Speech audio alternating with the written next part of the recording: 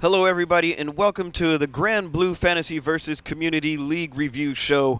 My name is Mike Ross, and today we'll be getting an in-depth look into the European side of the tournament. We will be joined by special guests Toast and Fitizen. Let's take a listen to what they had to say. All right, everybody, and joining me now is Fitizen and Toast. These are pioneers of the EU scene, and I would like to start with Toast over here. Toast, can you tell us a little bit about where you're from, your scene, and what the strong players are like? Of course, of course. So thank you very much for having me, Mike. I'm very happy to be here. My name is Toast. I run the Hard Edge First to Five exhibitions for Granblue Fantasy Versus in Europe. I am from Germany, a big part of the German community, where everything kind of started with me for Granblue.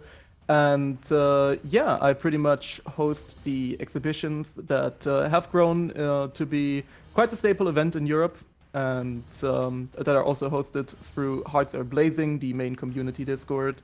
And, you know, I've had quite a bit of experience with Granblue, both as a player earlier on and a TO for the better part of the last few years, pretty much. And yeah, the German scene in particular, since you were asking about the scene here, is very, very dedicated to Granblue. We have a bunch of fantastic players. Of course, you know, Lord Evo Champ himself, Mr. Fitizen, being one of them. But we also have a lot of other strong contenders, of course. Jundo, the Fairy Lab Monster, Saki, really, really strong Charlotta player. There's just so many good names in Germany, and I really think this community is incredibly dedicated. And yeah, it's been a wonderful, wild ride with Granblue. And Fitizen here, you know, welcome back. This is we get to talk to you again, and I know What a privilege. Yeah, you are already a champion. Or I should say, you're a qualifier. But as mentioned from Toast, yes, you are a champion. You're no stranger to taking W's home. What would you say? You know, it's like competing in your area. Do you enter every tournament just knowing that nobody is going to see you? Well, I mean, I would say that for the German community specifically, yes, I'm definitely the strongest player. But because of the Corona pandemic, we didn't have that many opportunities to play, of course. Yeah.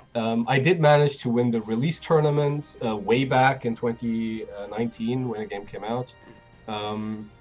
After that, we did have a tournament in Frankfurt that I organized as well, where people like Saki and Jundo as well showed up.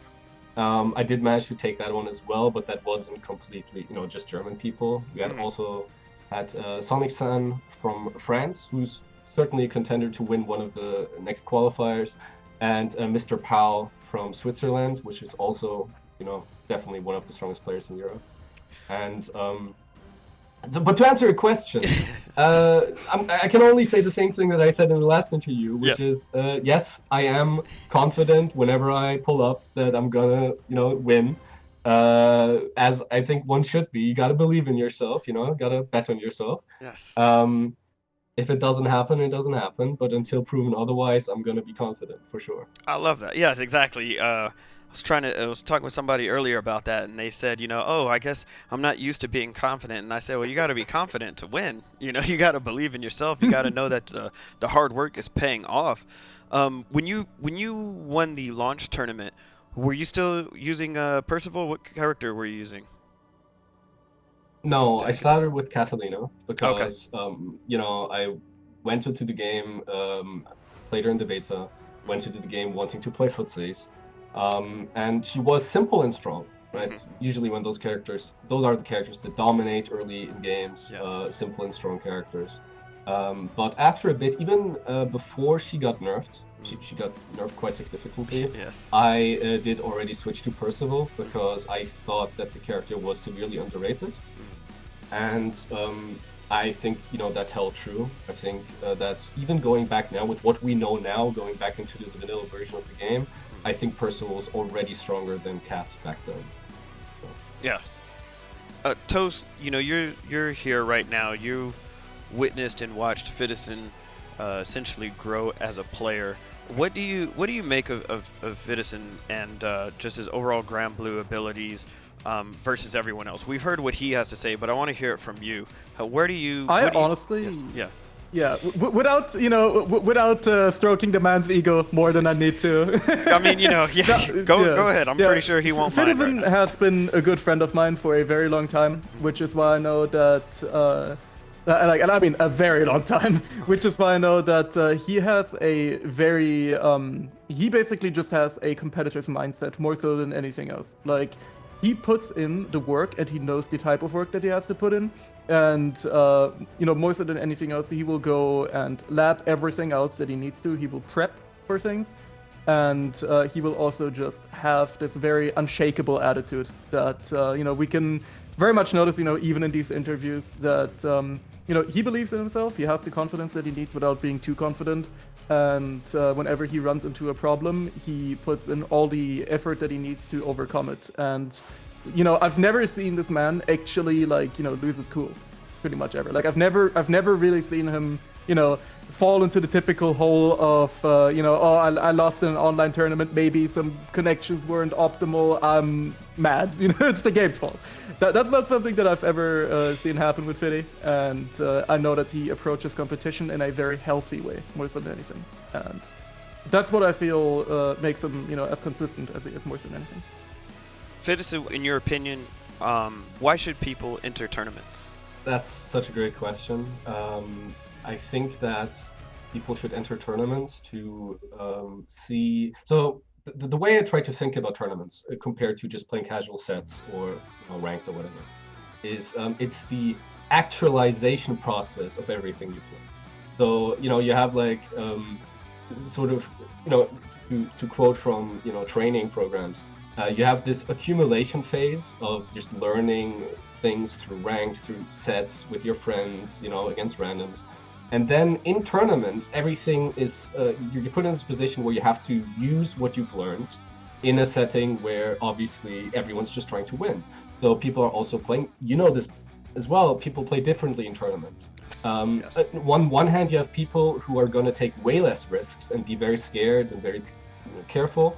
And then on the other hand, you have people who are much more aggressive because they want to get it over with. They want to, get rid of that pressure through any means they can. They're going to bust out all the tech, all the bullshit they got. And if you can't deal with that, either of these approaches in tournament, then you might underperform compared to what you're used to. So I think it's very important to enter. I think it's also very good practice to understand that winning and losing doesn't define you as a person. It's just, very simply put, you see where you're at, you get that reality check, and then you can work with that for the future. So if you're someone who always goes 0-2, it still matters how you go 0-2. Like if you're always, let's say you're an 0-2 person, you have a low seed, you play against a very strong player, you lose. Okay, that's expected. You don't have to feel bad about that, right? I don't think you should feel bad about that. And then in losers, maybe there's a match that you can win, and get ready for those kinds of matchups, and just take things step by step. Don't try to win the tournament. Don't try to have lofty goals. Be realistic, and just go from being an 0-2 person to a 1-2 person. And from there, it just continues up the chain. If you're in a position where you're already very good and you make it deep into tournaments, you know what to focus on. You know the kinds of people you tend to meet there.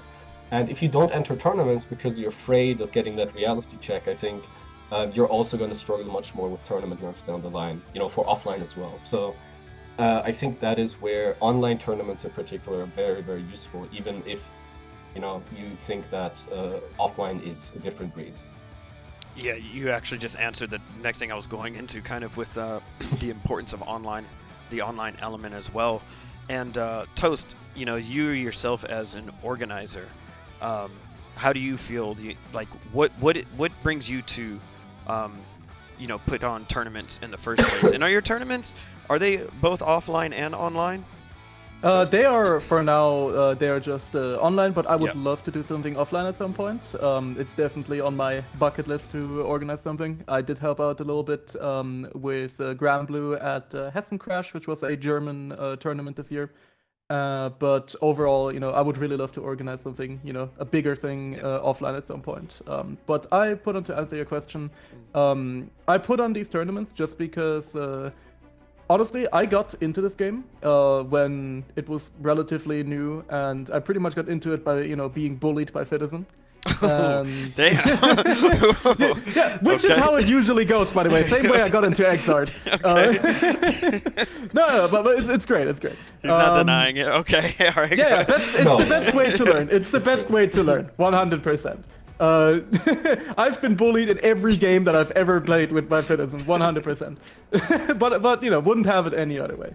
But honestly, I just found this community to be so incredibly welcoming. Like, I've been a part of a lot of fighting game communities, and I've never seen a community, that's been this tight-knit and, just kind of...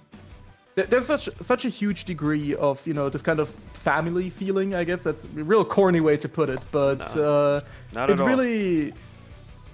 It really comes through like that with Granblue, and especially considering, the hand that the game was dealt. It released at the most unfortunate time possible, of course, being a delay-based game that released at the start of the pandemic, and, by all accounts, it should not have survived until this point, like, realistically speaking.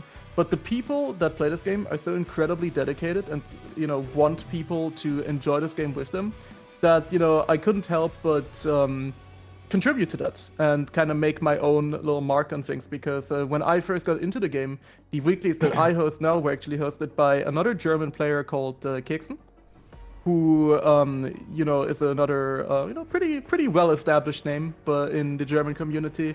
But he never really got into Granblue much. He just kind of, hosted the weeklies at the beginning.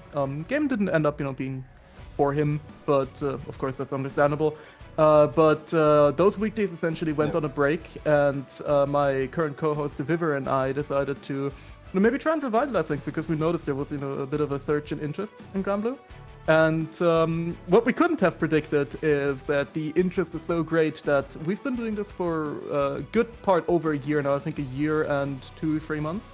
And we haven't had a single day where we didn't fill up the weekly sign-up sheet within less than like a few hours. And we even have like a waiting list, and people need to take breaks if they play 2 weeks in a row.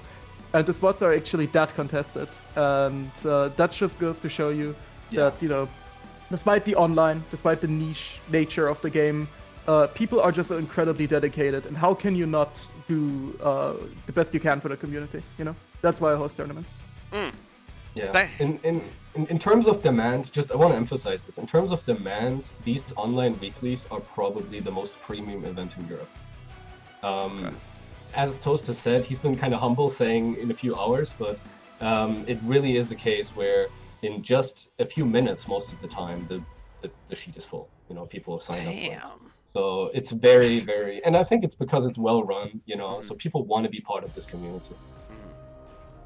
That's just awesome to hear.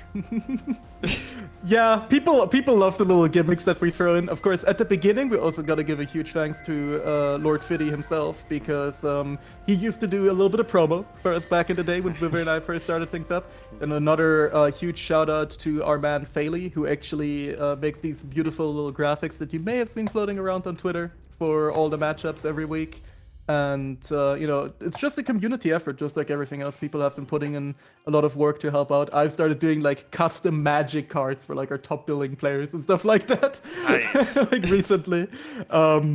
Just to have, like, a little gimmick, little incentives here and there. And, honestly, I just want the weeklies to be as good as they can be. And I want the players to enjoy themselves as much as they can. And that's also kind of part of the reason why we put a lot of effort into doing manual matchmaking. Of course, we do exhibition-style matches. We don't do like a double elimination tournament. My good friend Cake actually handles that every Saturday with his own tournament series. But we do these first to 5 exhibitions where we really emphasize that everyone is welcome and all skill levels are represented. So we always have like a dedicated beginner slot, where we also offer analytical commentary, giving people as many pointers as possible to try and improve, so they have something that they can watch back, and they don't just go, if you're in that kind of 0-2 position still as a player, that they have something longer that they can watch back, they can, consciously take in feedback, and, I think it helps people improve, and that's something that I really want, I really want people to improve, have fun, and just, enjoy the game. That's so well said.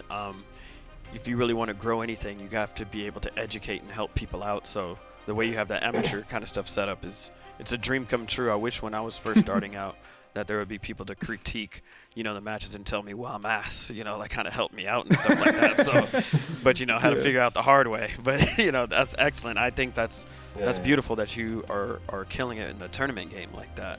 So speaking of which, you're kind of since you mentioned the player, is I do actually want to get in and talk about some of these other qualifiers from the region and get some of your feedback on the players.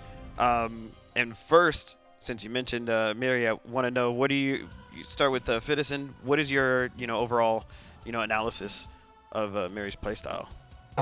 So Miri, he's very analytical, in the way he approaches things. I think, as with most good players, he's able to intuitively also grasp what the opponent is going for, countering that, all of that kind of stuff. But the thing that I think really stands out is that he's very systematic in the way he looks at the gameplay that as he's playing.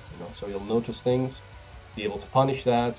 One good example I think is that really highlights what I'm talking about is universally, a lot of characters can punish Percival doing far H into light gun fireball, the 236L.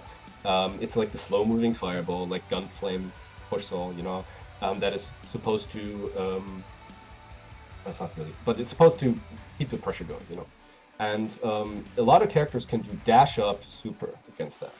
But they have to dash first because otherwise the invincibility runs out. Now, Miri is the only person in Europe where I have to worry about them doing that, because he's the kind of person who picks up on these things and then uses them to punish you.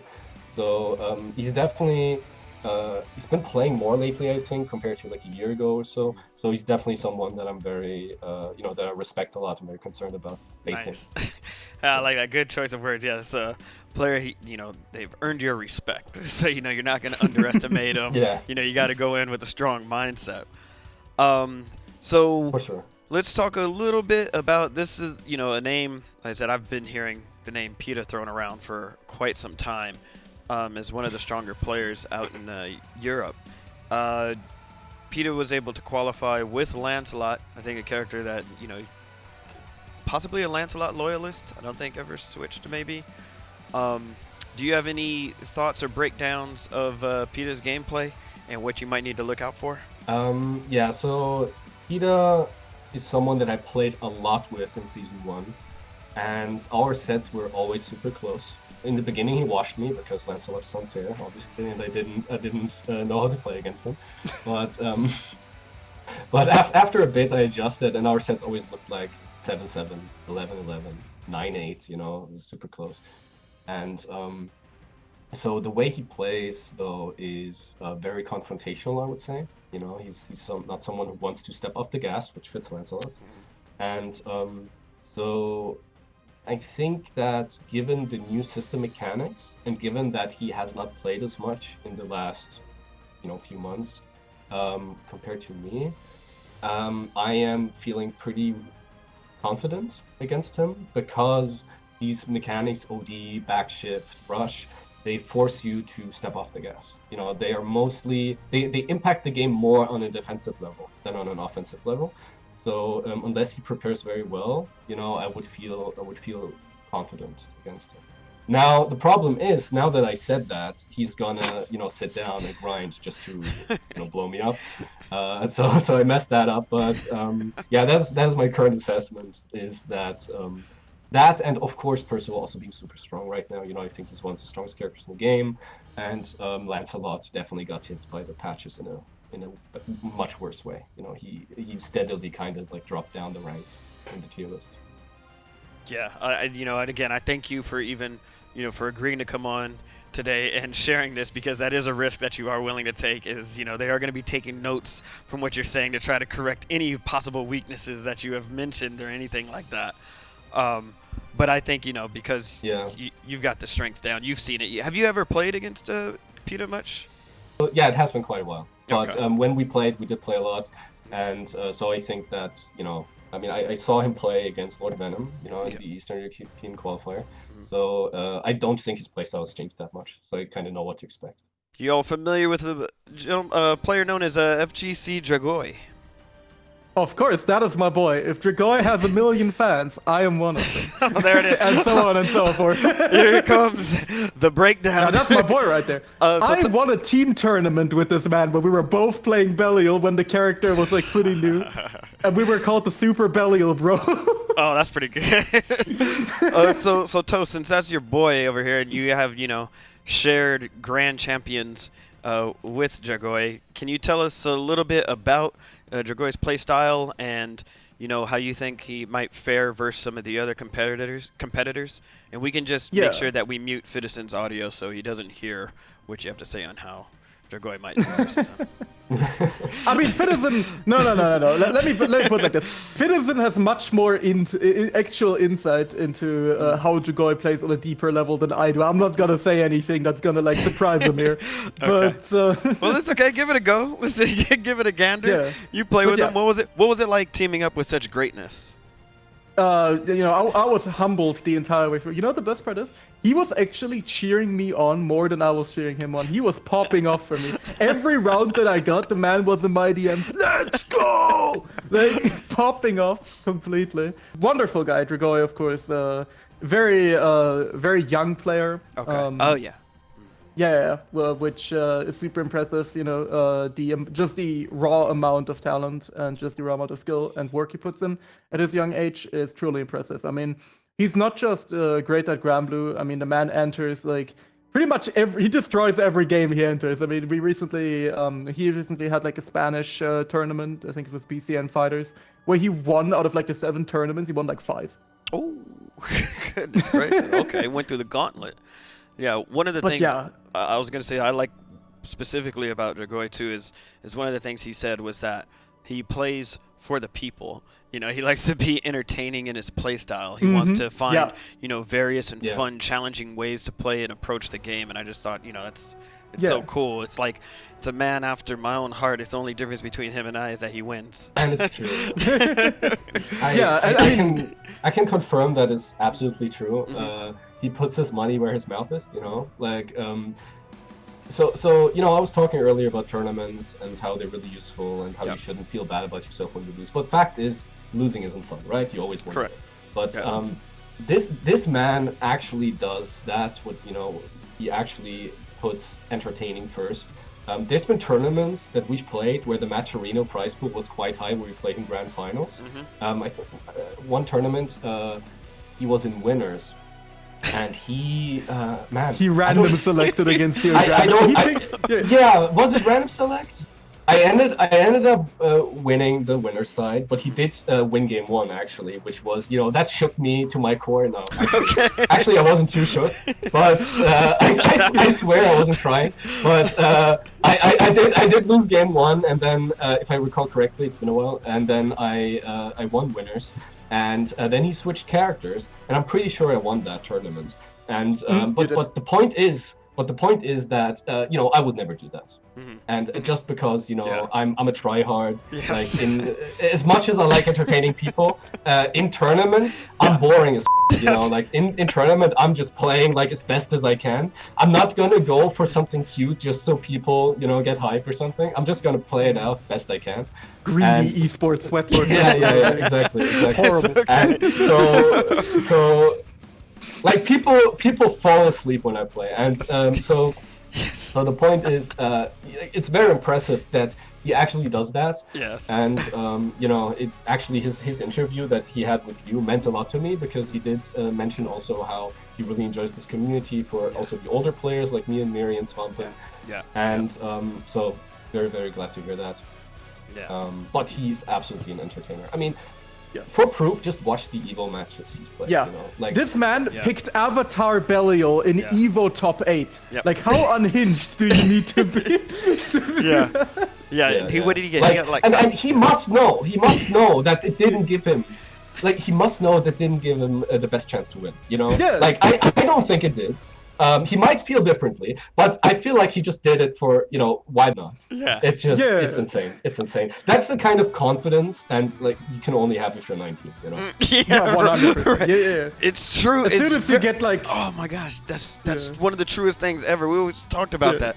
Is the younger you are, you don't know about the risks and rewards of life yet. The older you get, you want to be more reserved with your meter and everything like that. Because if he never makes it back, I don't think that's gonna happen. But if he never makes it back to Evo, he's gonna be like 35, sitting on his couch, being like, "Oh my God, why did I do that?"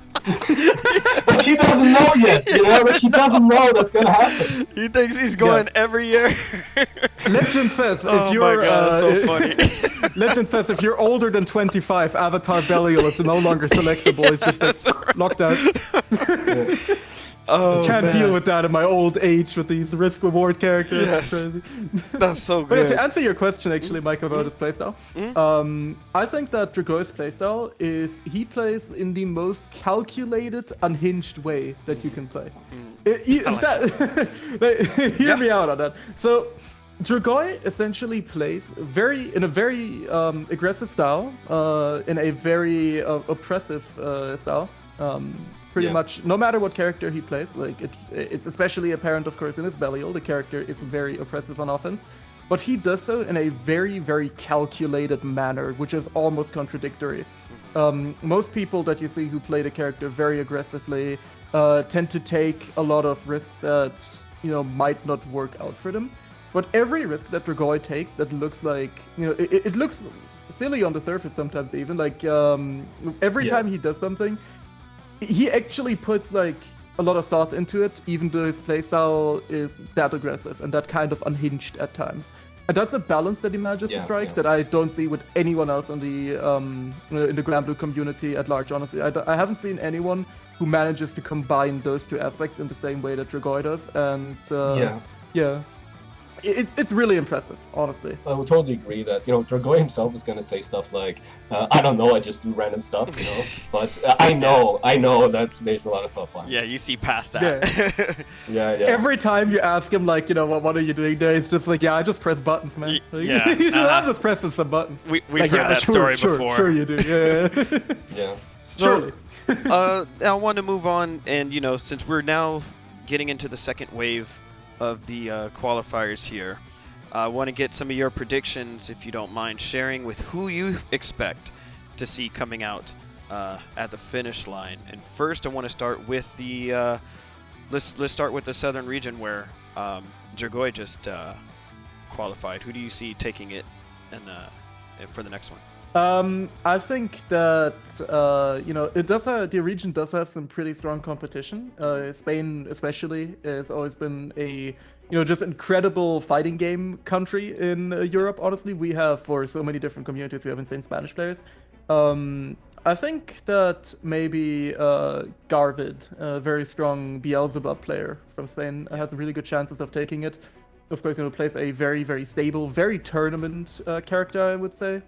Beelzebub definitely pretty much good into the vast majority of matchups and can be played in so many different styles. And you can play very aggressively, very defensively. And he's just a really, really strong player who, even though he hasn't, played that much recently, I've seen enough of his playstyle and I've seen enough of him play in tournament that I think he has a really good shot at taking it. I do believe in him. Yeah, so I would agree with that. I would say that Garvid and TK Dog are the two players most likely to take it. We'll see them scrap it out then at the qualifier, granted, if they both enter. Moving into the northern region, we had Miri take that first qualifier. Any predictions on who will take it the second time around? Yeah, I mean, this is, almost a bit of a cop-out answer, but I can't not believe in my boy Swampin. Okay. Swampin is a legendary fighting game player, honestly. Like, the man has been playing fighting games for longer than a lot of people have been alive. And, no joke. It's pretty crazy. He's been up there in excerpt with the best of them in Japan, playing against Omito and a lot of the other big names. And he just is, like, such a seasoned competitor. And I still think, he's definitely up there for the best in Europe. His Zeta, or I should say Bea, of course, his favorite character, is incredible. And it was a very close one, just absolutely a toss-up between him and Miri for the first one. And now that Miri has already qualified, I think that it's going to be very, very hard to hold a candle to Swampin. I completely agree. I mean, he's clear favorite. I think it's fair to assume, it's fair to say that he's been top 3 or top 5 in Europe since the game came out. He's always been up there in one breath with players like me and Dragoi. He even won an invitation. So there's this invitational Clash of Champions that's made by Majin Tenshinhan, who's known through Event Hubs. And he won one of those, with me and Dragoi both also being in there, and Miri. I think the one that Swampin won, Miri was also in there. So Swampin definitely a player who has to be respected. Yeah, 100%. Will be respected. I mean, I think he's gonna make it. Yeah. Okay. And for the Eastern qualifiers, of course, PETA got there with that Lancelot. Do you guys know who the second player will be? You already have that answer locked in? Yeah, I mean, I think it's gonna be Lord Venom, honestly. Okay. I think it's probably gonna be Lord Venom just because Lord Venom's playstyle is very good for first to 2 tournaments. I like that. The man will overwhelm you incredibly hard, and he just plays in a super aggressive manner, but also, there's a method to the madness there as well, kind of similar to Dragoi. And of course, also, plays very, very strong tournament characters like Belial and Beelzebub. And I would personally say, Lord Venom has a good shot of taking it. Yeah, I'm not going to sugarcoat it. Yeah, right. Yeah. We'll take that. And now, Fitizen, last one for your region, which you took first in. You kind of played through a lot of the players there, so you have a good keen sense of who might be the one to come out alive on the second wave. Who's it going to be? Yeah. So even though Saki made it to grand finals against me, I wouldn't put him as the favorite. Oh, no. I think that first of all, I think the strongest players left are Sonic-san and Mr. Pao. Mm-hmm. Sonic-san and Mr. Pao both entered the last tournament. Saki managed to beat Pao in losers. I managed to beat Pao in winners. In the Charlotte Matera matchup. Sonic-san, I'm not sure exactly how his tournament went, but he didn't make it to grand finals. I still think that they're the favorites.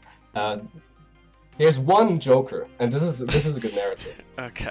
So there is this player called Nevir, who has won an offline tournament in Brussels, and who is, has won many more online tournaments, all kinds of online tournaments.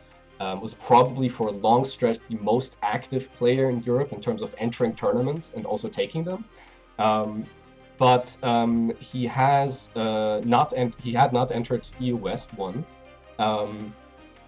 But is now back active playing online, has been spotted today because he did enter UFA, the French tournament in Paris that is coming up on the I think 11th to 13th of November on that weekend. And because Score is coming, Score, the Japanese top player, is coming there. And so Nevir did sign up for that, and I'm assuming he's preparing for that by playing online now. And so if Nevir enters EU West 2, he's also definitely one of the favorites to make it. And that would, of course, be an interesting narrative, just coming back and taking it. That's right. Well, I mean, that sounds very interesting. That's kind of crazy, the fact that player was just spotted roaming the internet streets today. So we'll see what kind of damage, if anything, is caused by that.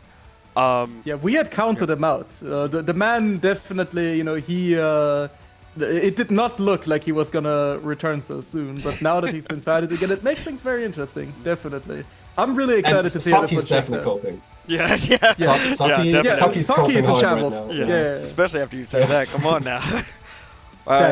Well, Fitizen, Toast, I want to thank y'all so much for sharing with us your insight on the league so far. Really appreciate it, and Fitizen, we're going to wish you the best of luck throughout the tournament. Is there any last shout-outs you guys would like to give? Start with you, Fitizen. Yeah, I would like to shout out a good friend of mine, goes by the handle 3 in Poland. He's the tournament organizer, and he's a huge fan of yours. So he's definitely watching this later to live vicariously through me. So I would like to shout him out. He enjoyed your streams with Chen immensely, and so did everyone that I talked to. Awesome. Just a great blast from the past. To see more of that. Awesome. Thank you. Yeah, now I feel good. Excellent. Toast, you got any final shout-outs? Thank you. Yeah, I do want to first off shout out my weekly co-host, Mr. Viver, who, even though I give him a lot of shit when he doesn't post the sign-ups on time, wouldn't be possible without him. The man puts in so much effort for the community as well, and I think he gets a little underappreciated sometimes, and that's why I want to give a huge shout out to my boy Viver. By you? And yeah, yeah, and I do want to give a huge shout out, of course, to Mr. Che Benji, who of course runs Hearts Are Blazing and made this entire little talk that we had here. That was very, very fun, very enjoyable. It was great to meet you, Mike. He made it possible and made it so a little online weekly man such as myself gets to be on this big cool show, and wouldn't be possible without him. So big ups, Che. Shout outs, Jay. Thank you.